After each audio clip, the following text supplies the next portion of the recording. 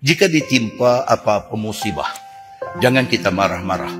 Apatah lagi marah Tuhan. Jangan.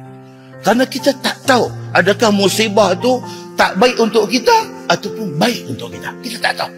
Later, kemudian baru kita nanti tahu. Masya Allah, rupanya musibah ni baik untuk kita. So moral of the story apa dia? Hati kena baik. Apatah lagi dengan Allah, kita kena baik sangka dengan Allah Subhanahu wa ta'ala. Kan? Contoh paling dekat kita kata apa? Kita ada anak 4 orang di rumah. 3 orang very successful. Gaji besar, hidup senang lenang. Ada seorang anak kita dalam 4 orang ni tak berapa nak menjadi dari segi pelajaran. Dan dialah jadi punching bag kita. Kita nak marah pun kita lepas kat dia, kita tak puas hati pun kita hantam dia, apa-apa jadi pun kita salah dia.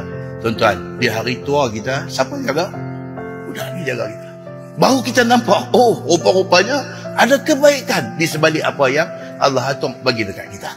Berbaik sangkalah dengan semua orang, apatah lagi dengan Allah Subhanahu wa ta'ala.